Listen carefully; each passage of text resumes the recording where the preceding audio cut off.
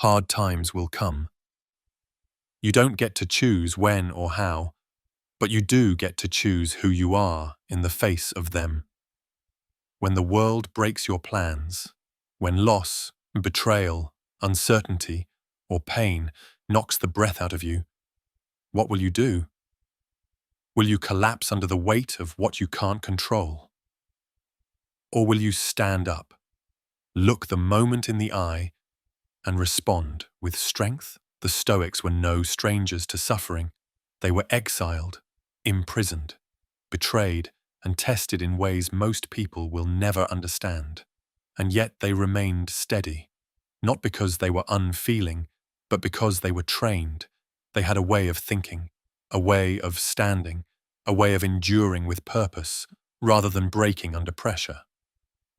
Marcus Aurelius, emperor of Rome, faced the death of his children, betrayal in his ranks, and the weight of leading an empire through plague. And yet he wrote, "If you are distressed by anything external, the pain is not due to the thing itself, but to your estimate of it, and this you have the power to revoke at any moment.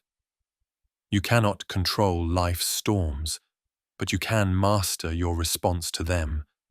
This is how to stay strong in life's toughest times, not by resisting reality, but by training your character to rise through it, to endure with grace, to stand with courage, and to grow through adversity." Let's begin. Chapter 1. Accept the storm, don't resist it. The first rule of enduring hardship is simple. Don't fight the storm. Face it. Pain is made worse when we resist it. Suffering grows when we tell ourselves it shouldn't be happening. But life does not obey our expectations. It moves on its own terms. The Stoics understood this. They practiced amor fati, the love of fate. Not just accepting what happens, but embracing it as necessary, even valuable. Seneca wrote, "A good character, when things are difficult, is not broken, but bends like bamboo in the wind."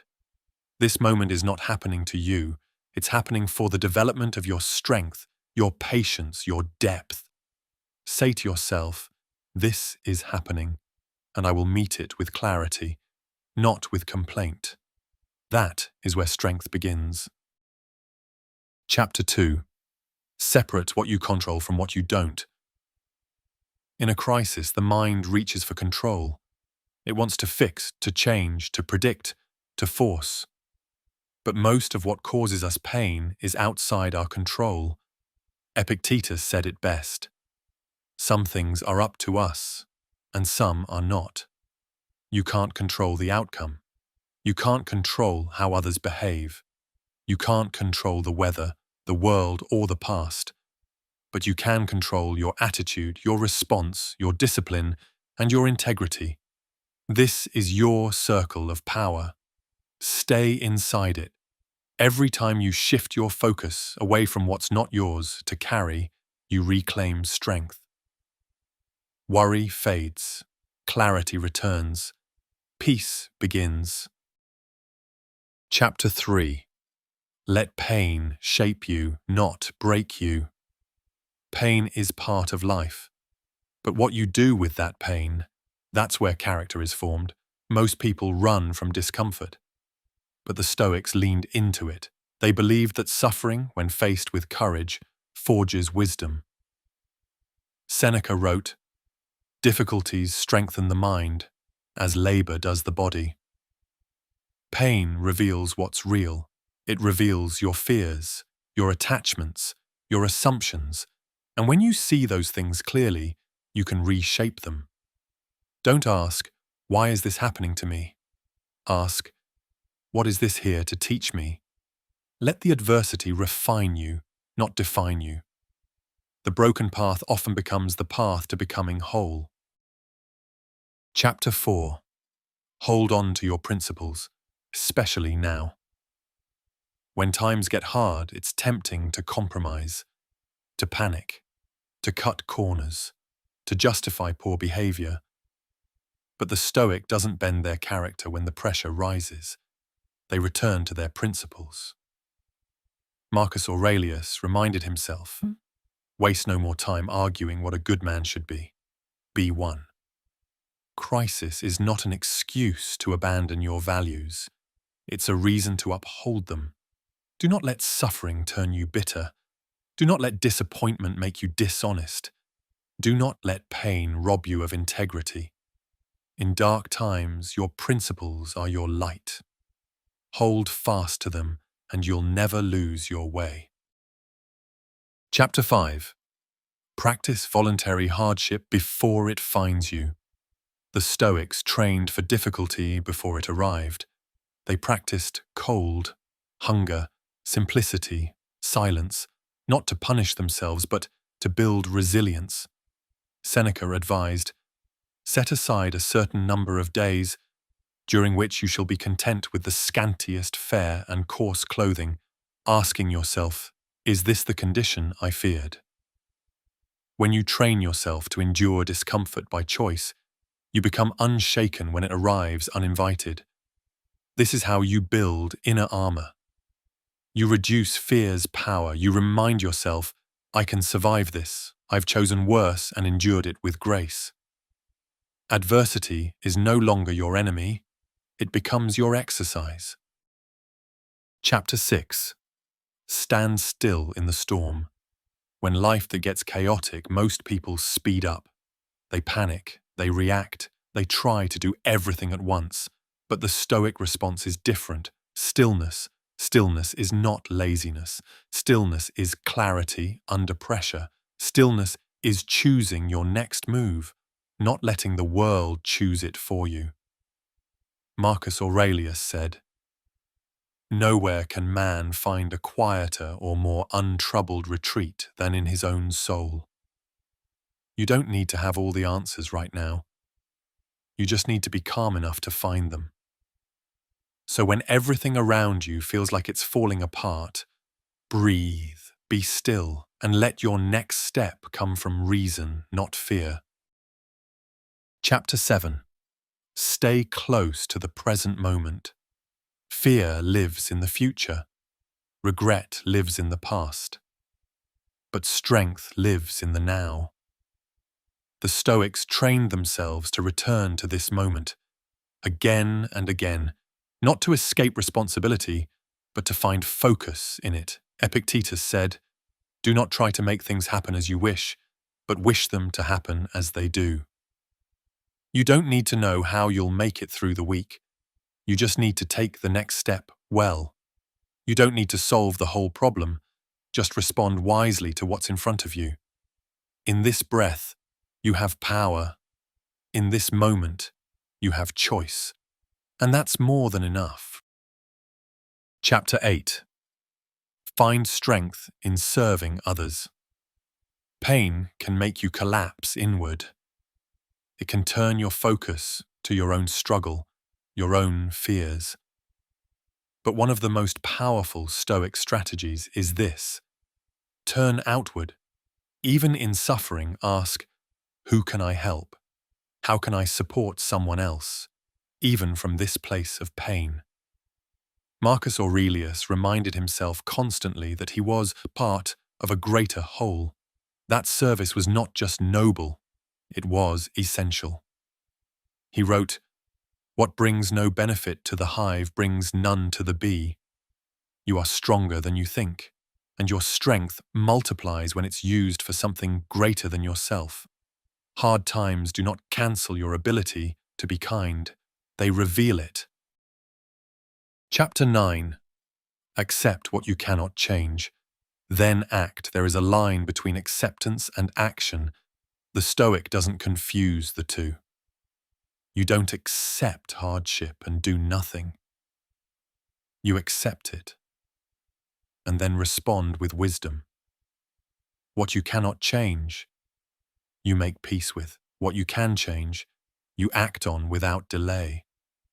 Seneca said, fate leads the willing and drags along the reluctant. When you resist reality, you waste energy. But when you accept it, you free up that energy to act with purpose. This is not passivity. This is power. First accept, then act. Chapter 10. Reframe the meaning of adversity. The event doesn't define you, your interpretation of the event does. The Stoics believed that suffering is never just about what happens, it's about the meaning you give to what happens. Marcus Aurelius said, "Choose not to be harmed, and you won't feel harmed. Don't feel harmed, and you haven't been." Ask yourself, is this a curse, or is it training? Is this breaking me or shaping me? Is this the end or the beginning of something greater? Pain becomes power when you reframe it. That's the Stoic advantage, turning adversity into advantage. Chapter 11. Trust that this moment is preparing you. Even if you can't see it now, this moment is shaping something in you. Resilience, wisdom, discipline, depth. The Stoics didn't believe everything happens for a reason, but they did believe you can make a reason out of anything. You're not just surviving this. You're being forged by it. The people who inspire the most aren't the ones who had it easy. They're the ones who stayed strong when things fell apart. Let this season make you better. Let it prepare you. Let it train you for the version of you that's waiting on the other side of this. Chapter 12. Anchor yourself in who you want to be. Tough times will try to make you forget who you are. Pain will whisper that you are broken. Fear will say you're not enough. But the Stoic doesn't live by how they feel. They live by who they've chosen to become. Marcus Aurelius said, "The impediment to action advances action. What stands in the way becomes the way." Use every challenge as a reminder.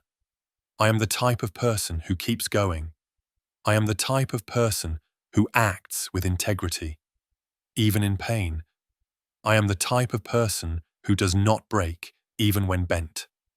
Anchor in that identity, return to it every morning, and soon it becomes unshakable.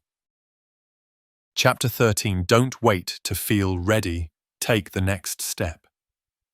When life feels overwhelming, the mind wants certainty. But strength doesn't come from knowing the outcome. It comes from moving anyway. The Stoics knew you don't need to feel ready. You need to act with reason.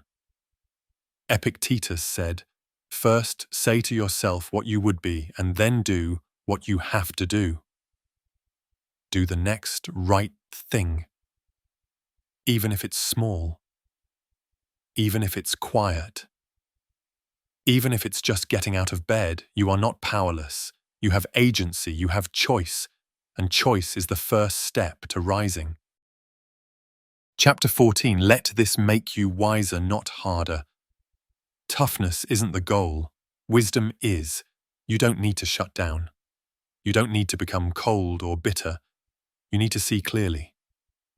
Seneca said, "A gem cannot be polished without friction, nor a man perfected without trials." Let pain soften your judgment, not your character. Let it make you more thoughtful, not more numb. Let it teach you how to live, not just how to survive. The world has enough hardened people. Be someone who is strong and kind, who is steady and open, who suffers and still leads with compassion. Chapter 15. Remember, this too will pass. No season lasts forever. No storm is permanent. And no pain, no matter how deep, lasts untouched by time. The Stoics practiced memento mori, remembering that life is short and change is inevitable. And in that remembrance, they found perspective. Marcus Aurelius wrote, "Time is like a river, made up of events that happen, and its current is strong. No sooner does one thing appear than it is swept away and another takes its place. You may not know how or when, but this moment will pass. And when it does, you will be stronger, not because you avoided the storm, but because you endured it with grace. Final reflection. Strength is not loud. It's not showy. It doesn't always look like confidence. Sometimes, strength is quiet. It's waking up and showing up again. It's holding the line when no one sees. It's choosing virtue when everything around you is falling apart. The Stoics didn't pretend life was easy. They just refused to let hardship turn them into someone they were not proud of. You don't need to know how this story ends. You just need to hold fast to who you are becoming. Let adversity shape you, not into someone harder, but into someone deeper, clearer, wiser. So when the storms come, stand tall. When life gets heavy, breathe steady. And when you feel like breaking, remember, you were built for this. Not to avoid it, but to rise through it. Endure with grace. Stand with courage. Grow through adversity.